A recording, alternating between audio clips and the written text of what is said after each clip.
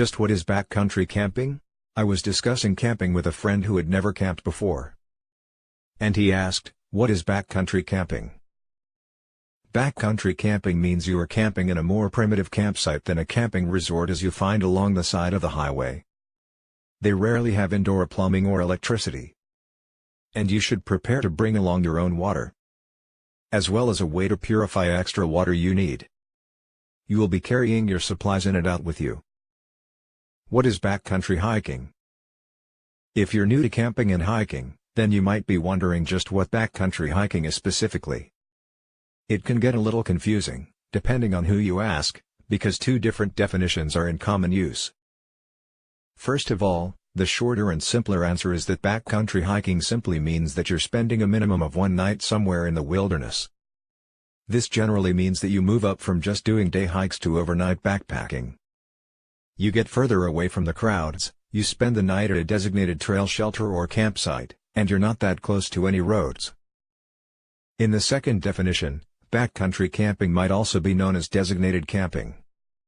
This would be in contrast to front country campsites that are well-established facilities, which might feature running water, power outlets, restrooms, and possibly even showers. These are the kinds of places where you might pull in an RV or camp right out of your car. Backcountry campsites aren't places you can park. They might be a hardened campsite, and possibly even have a picnic table, grill, and fire pit. However, forget about the plumbing and electricity. These sites are a good balance between minimizing your impact on surrounding wilderness while also being a part of it. You might also meet others who share your passion for the outdoors. Depending on the designated campsite in question, there might be shelters and lean-tos on top of tent sites. You might also find outhouses if there are a lot of backpackers coming through. You'll likely need a bear bag to protect your food, as well as a means of purifying your drinking water. Dispersed camping is a subset of backcountry camping. Not all backcountry camping is in designated camping locations. Camping someplace totally wild which isn't reserved exclusively for camping is what happens here. You get a personal choice of where you stay, provided it's legal to do so. A number of state parks, official forests, and national parks allow for this, but not all, meaning you have to check in advance of where it is permitted or not. If you like camping with a hammock in a thoroughly forested area, then this might be for you. Still, you need to purify your water and protect all your food.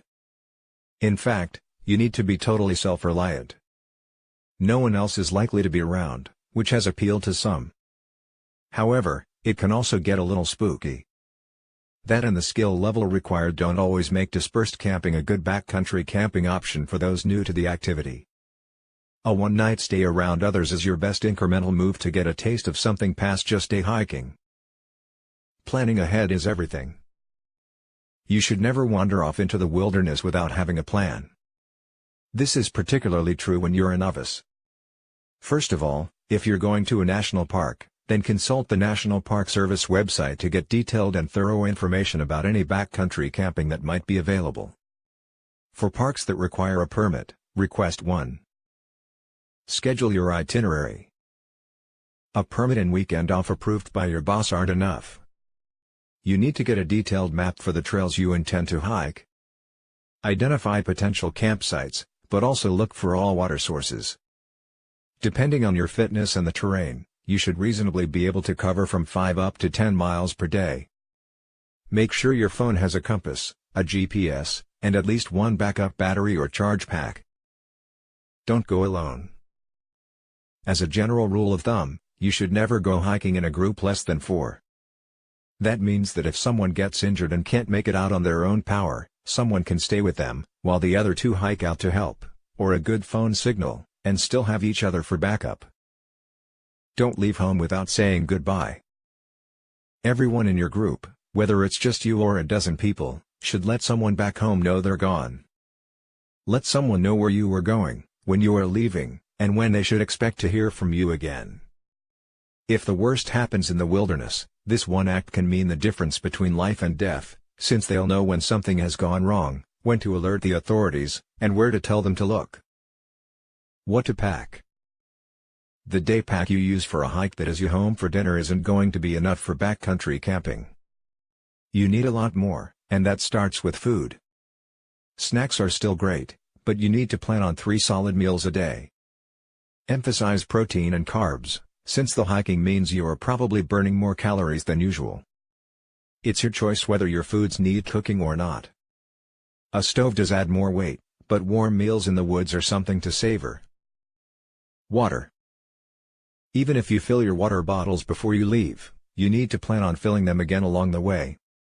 Otherwise, you're just packing too much weight. Assume that every hiker in your party will need at least 2 liters of clean water per day, if not more. Give me shelter. You might be able to borrow a tent for a one-night trip, or just get a tarp. A tarp is lighter and cooler, whereas tents have more weight. Still, they keep insects and most critters out. Whatever you pick, practice putting it together before you leave. Being tired in the rain and darkness is not the first time you want to assemble an unfamiliar tent. A good sleeping bag and some kind of pad or mat are also essential. Clothing. Be ready for all sorts of weather. You should have at least 2 good pair of socks and great hiking boots. Have outfits ready for warm, hot, cool, and maybe even cold weather. Also, be ready for both wet and dry weather. Be prepared. Yes, it's the Boy Scout motto. You should adhere to it though. Have a great first aid kit and emergency supplies.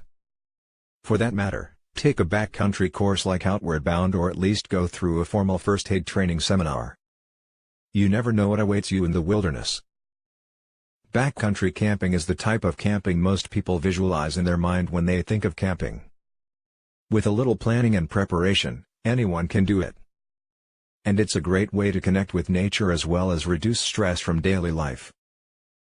For more tips, please visit campingforge.com.